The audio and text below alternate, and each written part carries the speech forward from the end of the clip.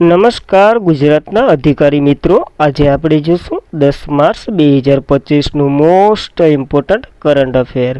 તે પહેલાં ખાસ કરીને ચેનલ ઉપર નવા હોય તો ચેનલને સબસ્ક્રાઈબ કરી લેવી, વિડીયો પસંદ આવે લાઈક કરવો અને તમારા મિત્રો સુધી શેર પણ કરી દેવો।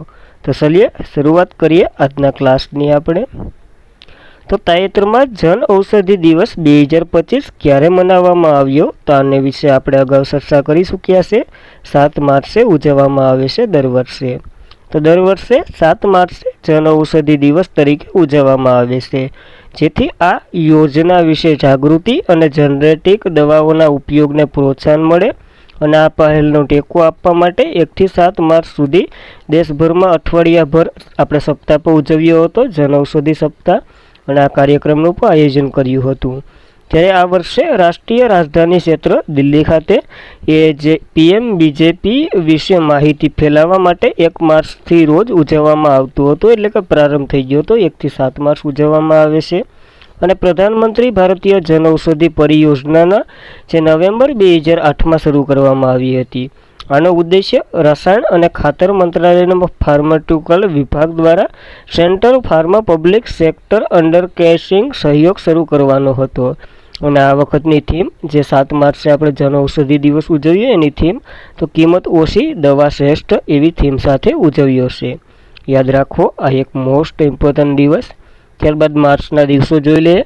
1 માર્ચે વિશ્વ નાગરિક સંરક્ષણ દિવસ, જ્યારે 1 માર્ચે શૂન્ય ભેદભાવ દિવસ અને વિશ્વ સિંહગ્રામ એવા 3 દિવસો આપણે ઉજવ્યા હતા। 3 માર્ચે વિશ્વ વન્યજીવ દિવસ અને વિશ્વ સુનાવણી દિવસ 2 દિવસો ઉજવ્યા હતા। 5 માર્ચે આંતરરાષ્ટ્રીય નિઃશસ્ત્રીકરણ અને બિન પ્રયાસ જાગૃતિ દિવસ આપણે ઉજવ્યો હતો અને 8 માર્ચે આંતરરાષ્ટ્રીય મહિલા દિવસ ઉજવ્યો હતો। 7 માર્ચનો આ દિવસ એક એડ કરી દેવો આની સાથે જ। ત્યારબાદ ગ્લાસ સીલિંગ ઇન્ડેક્સ 2025માં ટોચ ઉપર આવેલો દેશનું નામ જણાવો તો સ્વીડન પહેલા નંબર ઉપર છે। તો આ ઇન્ડેક્સ તો કે કામ કરતી મહિલાઓમાં શ્રેષ્ઠ દેશ કયો છે એના બાબતે બહાર પાડવામાં આવે છે।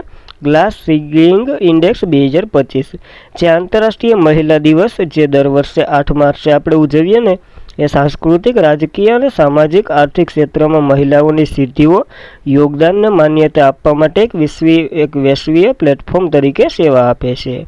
અને આ ક્ષણ લિંગ સમાનતા, પ્રગતિ અને વિશ્વભરમાં કાર્યસ્થળોમાં રહેલા પડકારને મૂલ્યાંકન કરવામાં ઉજવવામાં આવે છે, જે તો આપણે ઉજવી ચૂક્યા હતા। હવે આ એક ઇન્ડેક્સ આવ્યો, કામ કરતી મહિલાઓમાં શ્રેષ્ઠ દેશ કયો છે એની વાત કરીએ તો આ પહેલાં તો આ જે ઇન્ડેક્સ છે એ ધ ઇકોનોમીના દ્વારા બહાર પાડવામાં આવે છે। જારી કરનાર 2025ના ગ્લાસ સીલિંગ ઇન્ડેક્સ અનુસાર કામ કરતી મહિલાઓમાં વાત કરીએ તો સ્વીડન પહેલા નંબર ઉપર છે, આઇસલેન્ડ બીજા નંબર ઉપર છે અને ત્રીજા નંબર ઉપર ફિનલેન્ડ છે। જ્યારે ટોટલ 29 દેશોના ઇન્ડેક્સો બહાર પાડવામાં આવ્યા હતા, એમાં ભારતનો ક્યાંય સમાવેશ નથી 29માં, તો એ માહિતી પણ યાદ રાખવી। ત્યારબાદ એશિયન મહિલા કબડ્ડી જે ચેમ્પિયનશિપ છે 2025નું ટાઇટલ કોણે જીત્યું છે તો ભારતે આ ટાઇટલ જીત્યું છે।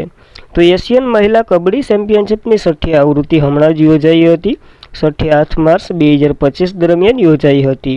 8 વર્ષના વિરામ પછી 2025ની આવૃત્તિ કબડ્ડી કેલેન્ડરમાં પાછી આવી અને યોજી।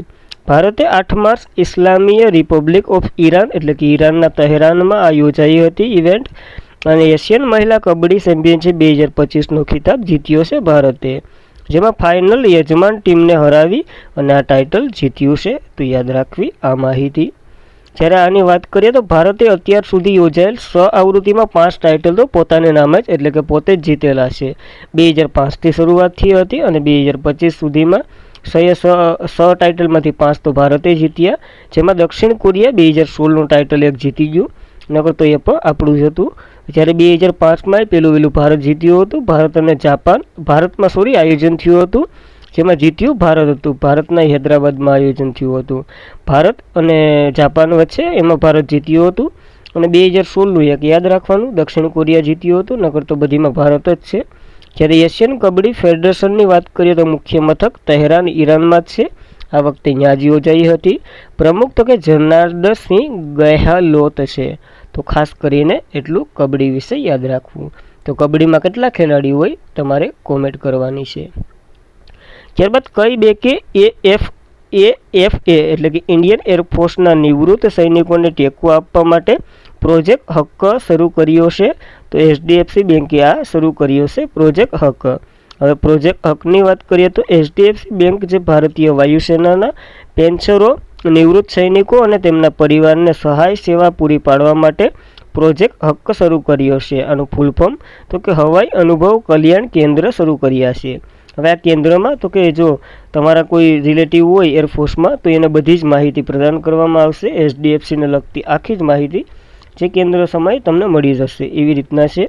આ સંદર્ભે બેન્કે જે ઇન્ડિયન એરફોર્સના સાથે assistant chief of staff, accountant અને વેન્ટર અને CSC એકેડેમી દ્વારા એક શરૂ કરનાર પર MOU કર્યા છે. આ માટે આનો ઉદ્દેશ્ય તો કે વાયુસેનાના એકમોમાં 25 કેન્દ્ર પ્રસ્થાપિત કરવાના છે, જેમાં શહેરો પણ આપ્યા હતા જેવી રીતના મુંબઈ ને ઉદયપુર ને એવા.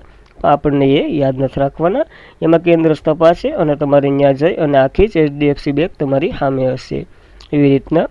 HDFCની વાત કરીએ તો બેંક એની વાત કરીએ તો હાઉસિંગ ડેવલપમેન્ટ ફાઇનાન્સ કોઓપરેશન એનું ફૂલ ફોર્મ થાય છે, જેની રચના 1994માં થઈ હતી. મુખ્ય મથક મુંબઈ ખાતે છે. ચેરમેન તો કે અતનુ શક બોર્ડ છે અને ટેગલાઇન અમે તમારી દુનિયાને સમજીએ છીએ. તો ખાસ કરીને એટલું HDFCનું ફૂલ ફોર્મ પર યાદ રાખવાનું, કોઈ દી નવું નથી, સાંભળ્યું જ હશે તમે પણ.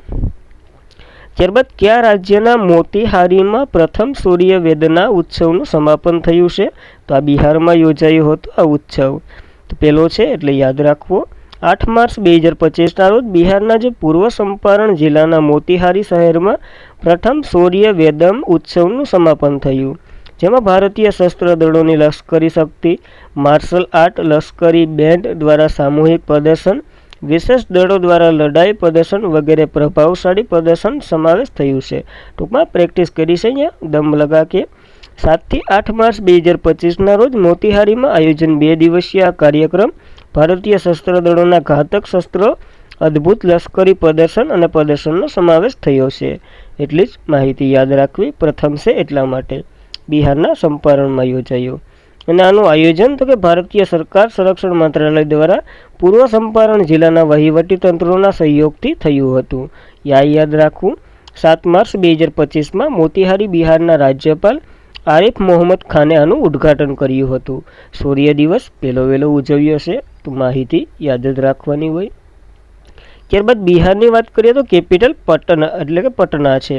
CM તો કે નીતિશ કુમાર છે અને ગવર્નર તો કે આરિફ મોહમ્મદ ખાન, જેને આનું ઉદ્ઘાટન કર્યું હતું. યાદ રાખવી આ માહિતી સૂર્ય દિવસની. ત્યારબાદ કયા ક્ષેત્રના નિષ્ણાત ઉદય પ્રકાશને અગ્નેય સ્મૃતિ સન્માનથી એનાયત કરવામાં આવ્યો છે? તો આ વાર્તાકાર છે અને આને આ એવોર્ડ મળ્યો છે. તો વાર્તાકાર ઉદય પ્રકાશને અગ્નેય સ્મૃતિ સન્માન એનાયત થયો છે. 7 માર્ચ 2025ના રોજ જે વાર્તાકાર અને કવિ ઉદય પ્રકાશને અગ્નેય સ્મૃતિ સન્માન 2025થી સન્માનિત કરવામાં આવ્યા. આ પુરસ્કાર દર વર્ષે કુશીનગર સ્થિત કલાવતી દેવી સ્મૃતિ ટ્રસ્ટ દ્વારા આપવામાં આવે છે, તો યાદ રાખવો. અને 7 માર્ચ 2025ના રોજ મથુરામાં જે મુખ્યમંત્રી યોગી આદિત્યનાથ રંગ મહોત્સવ 2025નું ઉદ્ઘાટન કર્યું. અને આ રંગ મહોત્સવમાં બરસાના કી જે વિશ્વ પ્રસિદ્ધ લઠમાલ હોલી, જે આપણે સમાજશાસ્ત્રમાં સમાજ વિજ્ઞાનમાં ભણ્યા જ હશે, લઠમાલ હોલી બે દેશો તો હું મથુરા અને રાધાજી જ્યાંના હતા એ બંને વચ્ચે રમાય છે લાકડી લઈને. અને આ કાર્યક્રમ મથુરાના બનાસમાં રાધા બિહાર ઇન્સ્ટિટ્યૂટ કોલેજ દ્વારા આયોજન કરવામાં આવ્યું હતું. તો ખાસ કરીને આ એવોર્ડ સાથે આ એક પોઈન્ટ પણ યાદ રાખવું. ત્યારબાદ કઈ રાજ્યની સરકારે મહિલાઓની સુરક્ષા માટે પ્રોજેક્ટ હિફાજત શરૂ કર્યું છે?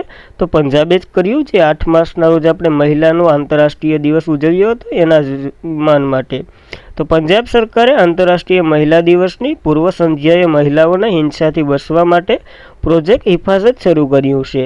અને આ પ્રોજેક્ટ 7 માર્ચ 2025ના રોજ ચંદીગઢમાં જે પંજાબના સામાજિક સુરક્ષા, મહિલા અને બાળ વિકાસ મંત્રી બલજીત કૌર દ્વારા શરૂ કરવામાં આવ્યું છે. યાદ રાખવું. દર વર્ષે 8 માર્ચે આંતરરાષ્ટ્રીય જે મહિલા દિવસ આપણે ઉજવીએ છીએ. અને 2025માં આની થીમ તો કે બધી મહિલાઓ અને છોકરીઓ માટે અધિકાર, સમાનતા અને સશક્તિકરણ સમાન છે. તો યાદ રાખવું. આ પોઈન્ટ પર થીમ સાથે આપણે જોઈ ગયા પાછો આ દિવસ.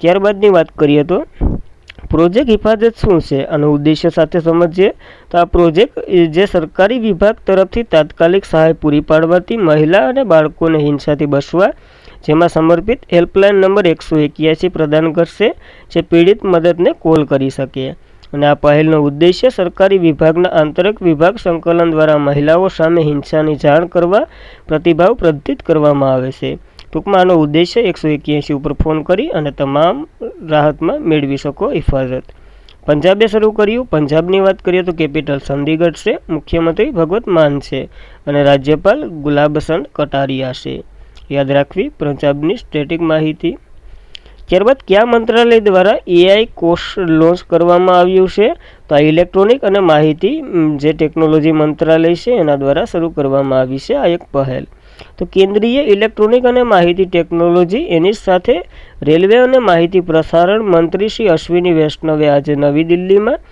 તેમની વર્ષગાંઠની ઉજવણી દરમિયાન ઇન્ડિયા એઆઈ મિશન શરૂ કર્યું છે અનેક મુખ્ય પહેલ શરૂ કરી ભારતની એઆઈ સફર એક મુખ્ય સીમાચિત હાસિલ કર્યું છે હવે આ એઆઈ કોર્સ છે ને એઆઈ ઇન્ડિયા અંતર્ગત શરૂ કરવામાં આવ્યું છે તો પહેલાં એઆઈ ઇન્ડિયાની માહિતી લઈ લીધી પહેલાં AI course India AI data set platform છે જે એઆઈ કોમ્પ્યુટર પોર્ટલ જાહેર ક્ષેત્રના અધિકારીઓ માટે એઆઈ સ્પર્ધાનું માળખું છે આઈગોટ એઆઈ મિશન કર્મયોગી છે વગેરે એઆઈને સમર્પિત છે આ બધા મિશનો સ્ટેશન એફ એઆઈ એટલે કે India AI startup global exchange programme આ વગેરે એઆઈની માહિતી આપેલી છે એઆઈ ઇન્ડિયા વિશે જે જોઈ લેજો ન ભણ્યા હોય તો એઆઈ ઇન્ડિયાની વાત કરીએ તો આ મિશન 7 માર્ચ 2024ના રોજ એઆઈ ઇન્ડિયા મિશન શરૂ થયું હતું બજેટ તો કે 10,371.92 કરોડનું આગામી 5 વર્ષ માટે ફાળવવામાં આવ્યું હતું આ મિશન આરોગ્ય સંભાળ કૃષિ શિક્ષણ અને સ્માર્ટ સિટી જેવા ક્ષેત્રમાં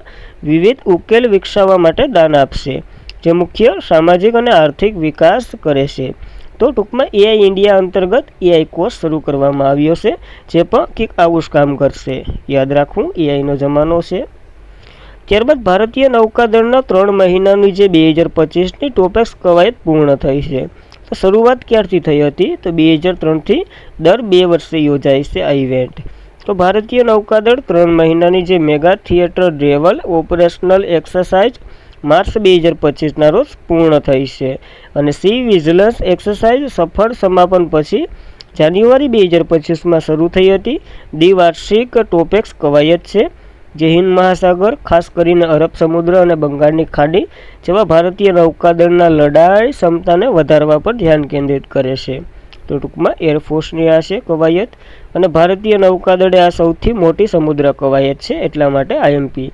2003માં પ્રથમ વખત યોજાઈ હતી દર 2 વર્ષે એકવાર યોજાય છે નેવીના શિપ દિનેશ કુમાર ત્રિપાઠીએ આમાં ભાગ લીધો હતો અને નૌકાદળ 4 ડિસેમ્બર એ ઉજવવામાં આવે છે જે આપણે આ વખતે 2024માં પૂરી ઓડિશામાં યોજ્યો હતો અથવા તો ઉજવ્યો હતો તો આ માહિતી નૌકાદળની પણ યાદ રાખવી ત્યારબાદ કયા દેશના મુશફિકુર રહીમે ઓડીઆઈ ક્રિકેટમાંથી નિવૃત્તિ લીધી છે બાંગ્લાદેશના છે આ ભાઈ તો બાંગ્લાદેશના મુશફિકુર રહીમ નિવૃત્તિ છે બાંગ્લાદેશના અનુભવી ક્રિકેટ મુશફિકુર રહીમે સોશિયલ મીડિયા પર પોતાનો નિર્ણય જાહેર કરી ઓડીઆઈ ક્રિકેટમાંથી તાત્કાલિક નિવૃત્તિ જાહેર કરી છે હમણાં ધોવાઈ જતા એટલા માટે અને 2077 ઓડીઆઈ રમનાર જે અને 7,795 રન બનાવનાર રહીમ લગભગ 20 વર્ષ પહેલાં પોતાની ડેબ્યુ કર્યું હતું તો ખાસ કરીને સિદ્ધિ તો એવી કંઈ જોયા જેવી નથી ખાસ દેશ યાદ રાખવો ખેલાડીનું નામ